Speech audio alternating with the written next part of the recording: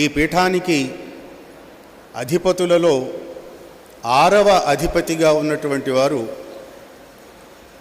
మహాకవి ఉమర్ అలీ షా మహాకవి గారు.